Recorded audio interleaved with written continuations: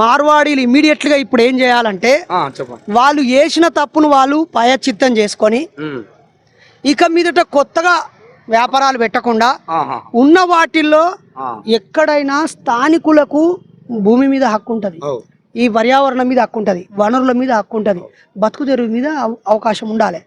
ఇప్పుడు బీఆర్ వాడు వస్తాడు ఇడికి, వాడిని వెళ్ళిపో అంటానమ్మా, వాడు పని చేసుకుని బతాడు కదా, పని చేస్తారా లేదా? కేరళ వాడు వస్తాడు, ఇక్కడ స్కూళ్ళలో చదువు చెప్తాడు, వాడిని గో అంటానమ్మా. తమిళనాడు వస్తాడు, ఇడ్లీ సాంబార్ పెట్టుకుంటాడు, గో అంటానమ్మా. ఇక్కడోడు ఎవడైతే మన బతుకులను చిన్నాభిన్నం చేస్తున్నాడో వాని మీద వ్యతిరేకంగా ఉన్నారు ప్రజలు. కాబట్టి ఇమ్మీడియట్లీగా మీరు మీ మగ పిల్లలకు ఇక్కడున్న ఆడపిల్లలను ఎవరైనా మెచ్చితే వాళ్ళని పెళ్లి చేసుకొని కలిసిపోర్రి, మీ బిడ్డలను ఇక్కడ వాళ్ళకి ఇచ్చి పెళ్లి అయ్యి.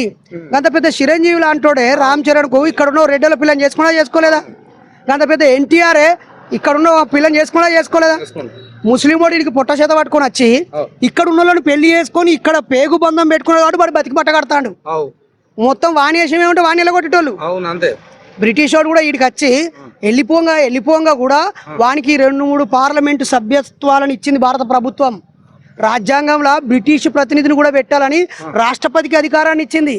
ఇక్కడ మిగిలిపోయిన బ్రిటిష్ వాళ్ళ గొంతు కూడా వినిపించడానికి భారత రాజ్యాంగం హక్కునిచ్చింది. ఈయన చూతరా తాత, ఈ జనాలకు ఎమోషన్ కావాలి, వానికి ఏమో డైవర్ట్ చేసుడు కావాలి. ఉన్న విషయాన్ని ఉన్నదిగా ఉన్నట్టుగా మాట్లాడితే లోక